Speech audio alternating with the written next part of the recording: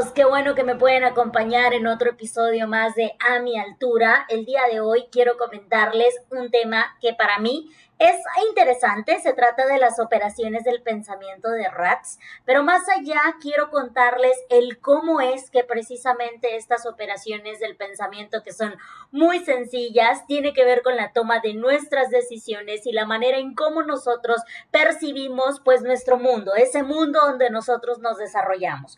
A grandes rasgos quiero contarles quién es él, bueno, quién fue, y pues para que conozcan un poquito de su historia. Es una historia muy interesante porque él nació en Nueva York, su nombre Louis Edward Ratz, nació en Nueva York el 26 de agosto de 1900, pero más allá es la trascendencia, lo que él deja y toda su historia tan interesante y todo obviamente lo que nos deja de aprendizaje, porque él asiste a escuelas públicas en la ciudad de Nueva York hasta los 16 años, cuando se le vinieron un montón de problemas habidos y por haber.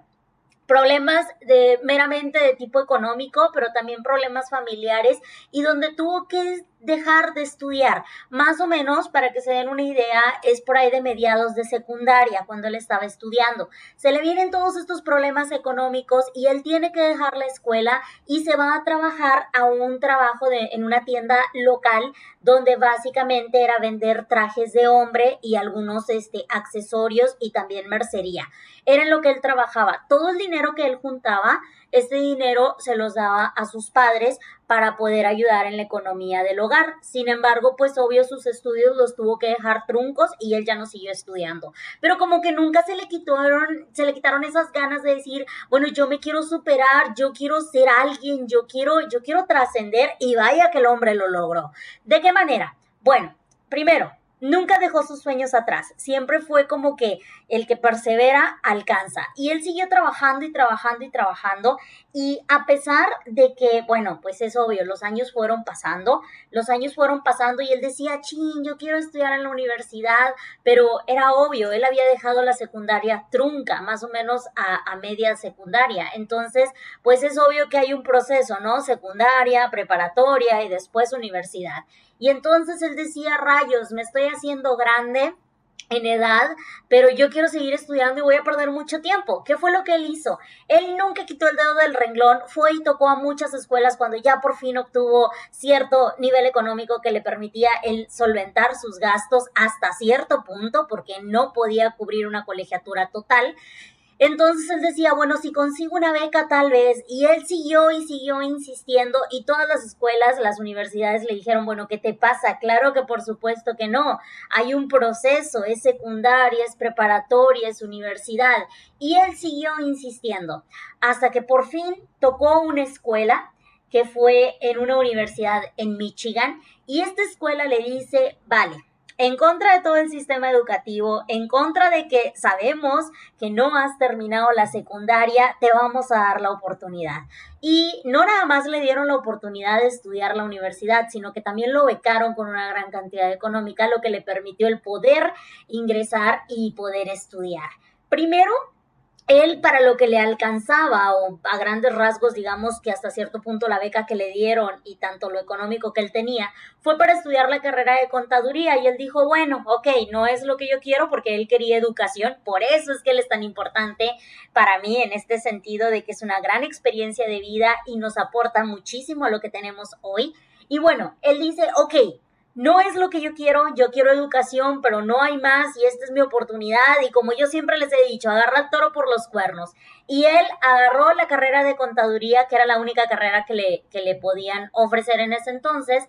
Y bueno, pues él empieza, la termina, entra a trabajar en un trabajo pues obviamente de contador, y se da cuenta que es un trabajo aburrido para él. ¿Por qué era un trabajo aburrido? Porque no le gustaba, él no se quería dedicar a eso. A él lo que le gustaba, lo que le llamaba la atención era la parte de la educación. Entonces él se da cuenta que es muy aburrido y dice, es que esto no es para mí.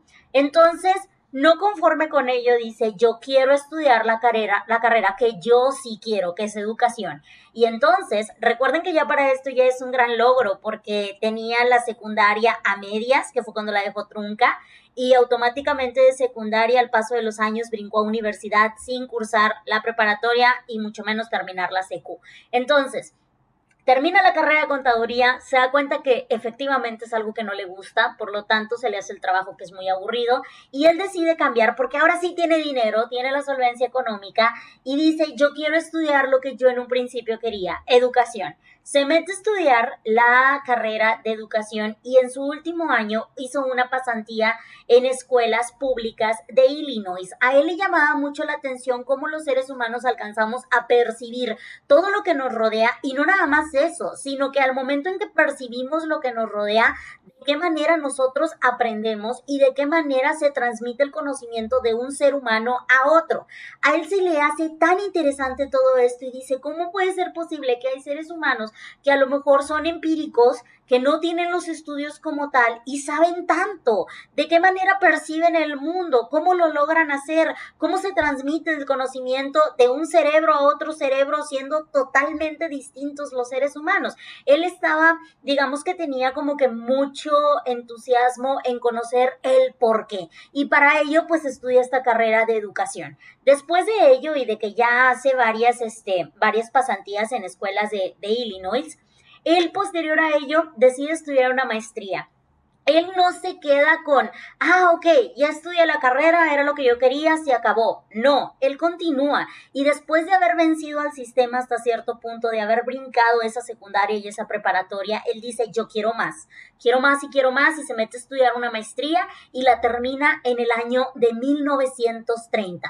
Posterior a ello, trabaja como asistente de investigación en la Oficina de Investigación Educativa, mientras, ahí les va, que suenen los tambores, nada más y nada menos mientras completaba su doctorado. Correcto, doctorado. Como una persona que dejó trunca secundaria fue avanzando. Por eso es que esta persona es muy importante para mí porque realmente admiro todo lo que ha hecho. Él nos deja un libro que de verdad que es un libro que me encanta, me gusta muchísimo porque tiene que ver con lo que yo hago, que es la parte de la enseñanza, la parte de la educación. Su libro es Cómo enseñar a pensar y es un libro magnífico que básicamente era lo que a él le llamaba la atención, lo que él quería descubrir, por lo que él logró y luchó para poder lograrlo. Y bueno, es de L.E. Ratz, Cómo enseñar a pensar. Y es un libro magnífico y de aquí el título del tema de este episodio, que es Las operaciones del pensamiento de Ratz. Bueno, como les mencioné, les vuelvo a repetir, su nombre es Louis Edward Ratz y nació en Nueva York el 26 de agosto de 1900. Y les quiero contar cuáles son estas operaciones del pensamiento. No es descubrir el hilo negro, no, para nada, nada que ver con esto, pero son muy importantes, en total son 5 y les voy a decir cuáles son. Son comparar, observar, clasificar, interpretar y resumir. Así como lo escucharon, sencillas, básicas, las hacemos todos los días, todos los seres humanos, ojo, en diferente perspectiva, diferente posibilidad, capacidad, porque cada uno de nosotros somos diferentes y cada uno de nosotros vemos las cosas de una manera distinta. Algunos de ustedes, y lo he contestado en algunos otros podcasts, algunos otros episodios de este podcast, donde me han preguntado, oye, tú hablas de una manera muy positiva, tú ves la vida de color de rosa, parece ser que a ti nunca te ha pasado nada malo. No, sí me han pasado cosas malas, ya se los había comentado anteriormente en otros episodios, pero tiene que ver con esto, tiene que ver con las operaciones del pensamiento y cómo cada uno de nosotros percibimos las cosas que nos rodean. Y en este caso se las vuelvo a repetir: comparar, observar, clasificar, interpretar y resumir. Y si se dan cuenta, les voy a dar como que yo sé que está por demás el dar como un pequeño concepto de cada una de ellas, pero se las quiero como que explicar. La primera, que es comparar, permite examinar procesos, objetivos, ideas, tratando de observar sus interrelaciones, diferencias y similitudes. Lo hacemos todos nosotros en cada momento. Cada que tenemos algún tipo de situación, nosotros estamos, ok, a ver, ¿en qué se parece esto a ver, ¿en qué es diferente a? Siempre estamos comparando y a raíz de que comparamos, muchas de las veces vienen nuestras diversas, en este caso, decisiones que tomamos. Cuando tú comparas si esto me conviene o no me conviene, pues automáticamente ahí estás utilizando lo que es la primera operación del pensamiento, que es comparar, y te ayuda precisamente a eso, a decidir. La segunda es observar. Ojo con esto. No se trata de ver lo que tienes a tu alrededor. Muchas veces de nosotros, oye, es que pusiste atención en esto. No, pues no lo viste.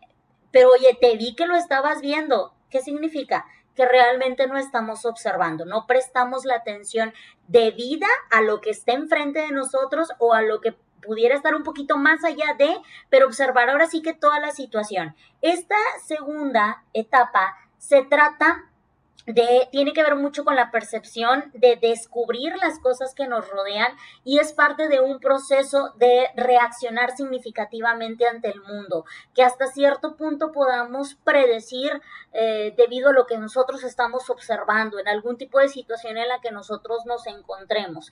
En una ocasión me tocó que una alumna estaba parada enfrente de, bueno, era una estación donde llegan los autobuses y resulta que esta chica estaba ahí y pues sí, o sea, voltea para todos los lados, etcétera, está esperando el autobús y demás. Y resulta que no observa. ¿Por qué? Porque venía un autobús oscilando de una manera hacia otra, ya saben lo que es oscilar, y resulta que una de las chicas sí alcanzó a correr y ella no. Entonces, pues se la llevó. Estuvo creo que más o menos como unos 4 o 5 meses por ahí, con una pierna vendada y bueno, pasaron ahí varias cosas, creo que tenía unas fisuras y demás. ¿Qué significa esto? Nos está faltando la parte de observar. Ahora, eso es hablando de una experiencia que me tocó vivir con una alumna a la que precisamente tuvimos que cambiar toda la modalidad para poderle dar clases para que no perdiera lo que era el semestre. ¿Qué me pasó a mí? Bueno, en alguna de las ocasiones, pues me tocó estar con mi mamá también en una parada de autobús y resulta que no sé qué pasó ahí y esto es interesante porque tiene que ver con precisamente con la parte del cerebro y todo lo que nosotros alcanzamos a percibir, a observar, todo lo que está a nuestro alrededor y les juro que fue algo muy extraño porque no me di cuenta, no nos dimos cuenta y nada más de repente nos golpearon y nos aventaron y caímos al piso y yo pensé que alguien me había empujado, mi mamá pensó que yo la había empujado y dices, ¿cómo puede ser posible? O sea, estás hablando de dos personas, ¿con qué fuerza? Resulta que nos había atropellado era una ven, como tipo una especie de ven, venía de reversa saliendo del estacionamiento, no nos vio y nos atropelló. Entonces aquí tiene que ver la parte de la percepción de ambas partes. Nosotras dos por no darnos cuenta que venía esa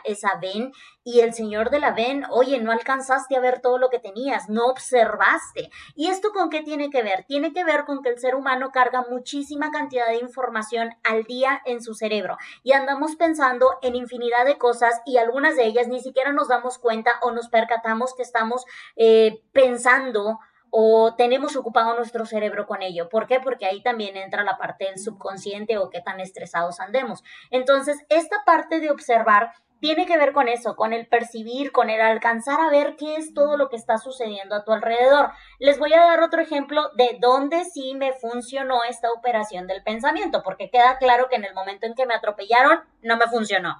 Pero el observar esta operación del pensamiento a mí me sirvió en una ocasión que creo que ya se los había comentado con anterioridad también, donde iba yo manejando y estaba un crucero y de repente venían personas manejando a muy alta velocidad y había personas sospechosas abajo de un puente y yo vi que tenían traían como tipo una especie como de chaleco o algo así por el estilo, porque estaba fresco en ese entonces y traían guardado, se veía como un bulto abajo del chaleco. Entonces yo le dije a mamá, porque venía con mi mamá, yo venía manejando, y le dije, mamá, agárrate porque algo va a pasar aquí. Y yo alcanzo a dar la vuelta por debajo del puente y empezaron los disparos a todo lo que daba.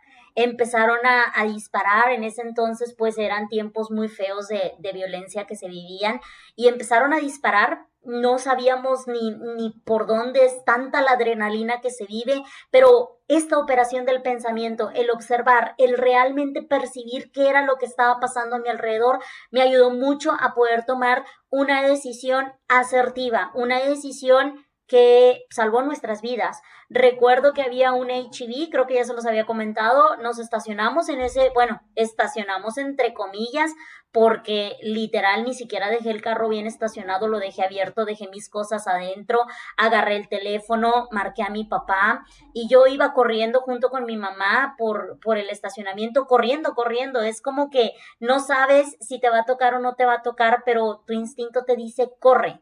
Lo que tú alcanzas a observar, a percibir es un corre, ponte a salvo. Y entonces recuerdo que yo iba hablando con mi papá y yo le decía, papá, es que están disparando. Y mi papá histérico hasta cierto punto diciendo, bueno, a ver, espérate, ¿de qué me estás hablando? ¿Qué está pasando? Y yo gritando, mamá corriendo, entramos a la tienda, empezaron a cerrar las puertas de la tienda y es ese momento donde no piensas y sí piensas. Es esa parte donde tu instinto te ayuda muchísimo y tiene que ver con esto, repito, la operación del pensamiento que es observar y tiene que ver con el vigilar y el percibir lo que está a tu alrededor para tomar decisiones que sean rápidas, decisiones que te puedan ayudar a salir adelante. Y en este caso me funcionó muy bien. Entonces, como les digo, he tenido las dos. Desde que no observo bien y me atropellaron, hasta que observo muy bien, percibo muy bien lo que está pasando y me ayudó a tomar decisiones rápidas. Tenemos otra operación que es el clasificar. Esta es muy sencilla y la hacemos yo creo que todos nosotros en algún momento de nuestra vida o tal vez al diario. Esto sí, esto no. Hay que clasificar qué sí es relevante y qué no es relevante. Es como si estuvieras haciendo un checklist de tu armario y dices, esta blusa sí me la pongo, este pantalón ya no me lo pongo, va para afuera. Entonces, esto sí, esto no. Lo mismo pasa, pero con cosas que suceden en nuestro entorno. ¿Qué decisiones crees que sean óptimas para ti? ¿Qué es lo que crees que esté bien? ¿Qué es lo que crees que esté mal? ¿Qué es lo que crees que te falta o que te sobra? Entonces, tiene que ver eso con clasificar las cosas. Obvio, cada una de estas operaciones del pensamiento tiene que ver con una parte fundamental, que es el sentido común. ¿Qué tanto sentido común tenemos en función de la toma de nuestras decisiones? Y es entonces cuando uno pone el me va bien, me va mal, o a lo mejor me va mal, pero déjame agarro todo lo positivo porque también cuando me equivoco aprendo. Entonces es la manera en cómo nosotros vemos básicamente nuestra vida, cómo vivimos, cómo nosotros decidimos en base a ello. Y tenemos la última, tenemos interpretar y luego resumir. Interpretar, ¿qué es? Es precisamente eso de lo que les estoy hablando. Ya tengo la situación, ya observé, ya clasifiqué, ya vi a grandes rasgos todo lo que pude alcanzar a percibir. Ahora la pregunta del millón, ¿cómo lo interpretas tú? Ah, caray. Bueno, ¿cómo lo interpreto? Es cómo lo entiendo, cómo lo veo. ¿Me va a servir? ¿No me va a servir? ¿Esto es óptimo? ¿No es óptimo? Tiene que ver el proceso por el cual nos damos y experimentamos cierto significado de nuestras experiencias. ¿Qué te deja eso para ti? ¿Cómo interpretas esas cosas? Un ejemplo, yo hablando de lo que les acabo de comentar ahorita, que fue pues la balacera que me tocó vivir. Y esa no sé por qué, pero la tengo como que muy presente. Me tocaron también otras, pero esa la tengo muy presente. Es el con qué tipo de información te quedas, cómo lo interpretas. Y esto tiene que ver con el último, que es el resumir, que básicamente todos sabemos lo que es resumir, es crear un abstracto, un compacto de información. Y de entrada les acabo de decir ahorita, no sé por qué, pero esa es la balacera como que más representativa, tal vez porque iba con mi mamá y tal vez porque mi mamá es muy importante para mí, entonces tal vez por eso es como que la recuerdo más. Tiene que ver con el cómo percibimos las cosas. Me tocaron otras donde de repente se escuchaban los balazos, o tal vez fue porque esa fue en la que yo estuve donde sí había balazos por todos lados. Entonces, tiene que ver con el hecho de qué significó eso para mí. Y el resumir, pues precisamente es eso, es establecer de un modo breve la sustancia de lo presentado y replantear la esencia del asunto central en la concisión sin omisión de puntos importantes. Yo ya sé, gracias a todas estas operaciones del pensamiento, gracias a esta última que es resumir, yo ya sé cómo debo de actuar en caso de. Ahora, sabemos que no todos los casos son iguales. Sabemos que no siempre vas a estar en el mismo lugar ni van a pasar las cosas exactamente como pasaron, pero mínimo ya tienes una experiencia, mínimo ya tienes un compacto de todo lo que sucedió y puedes tener un poquito de criterio más alto. De eso es lo que se trata, o un criterio más óptimo para poder tomar decisiones precisas. Tiene que ver con eso, con las operaciones del pensamiento y con esta personalidad que yo les acabo de mencionar, Rat, y de toda su historia, de cómo él trata de salir adelante. Y bueno, pues esto tiene que ver con todo ello, tiene que ver con la manera en cómo nosotros percibimos, la manera en cómo nosotros actuamos ante todo lo que nos rodea, la manera en qué tan perseverantes somos en alcanzar nuestros sueños. Y bueno, decidí hablarles de esto el día de hoy porque como les comento, es una persona. Les repito su nombre, Louis Edward Ratz, nació en Nueva York el 26 de agosto de 1900 y es una persona que a pesar de que lo tuvo todo en contra, luchó y obtuvo el poder estudiar y el poder, pues hasta cierto punto venció al sistema, no hasta cierto punto, lo venció el sistema, brincó de una secundaria trunca a automáticamente entrar a estudiar una universidad y no se quedó solo con una carrera, sino con dos carreras, una en contaduría, una en educación, una maestría y un doctorado. Y además nos dejó este gran legado que es este libro, Cómo enseñar a pensar. Básicamente es utilizar estas operaciones del pensamiento que yo les acabo de decir, este pequeño compacto de información que les acabo de dar y el cómo debemos de enseñar a pensar a nuestros alumnos por medio a lo mejor de ejercicios, de decirles el pon atención a todo lo que te rodea, más el análisis, más la parte del pensamiento crítico y analítico como se los menciono y poder tomar decisiones que sean asertivas, óptimas para nosotros pues bueno, espero que les haya gustado este pequeño fragmento, este pequeño episodio sobre las operaciones del pensamiento y sobre todo el por qué es importante para mí como maestra. A mí me encanta ponerles retos a mis estudiantes y que ellos vean la manera de cómo resolverlos, de cómo obtener mejores resultados y me entusiasma mucho el ser maestra y poder dejar un granito de enseñanza en cada una de esas personas a las que les doy clases. Entonces, pues un gusto haber estado con ustedes. Les recuerdo mi página www.abrilgonzalezdiaz.com.mx y nos vemos en la próxima. Muchísimas gracias.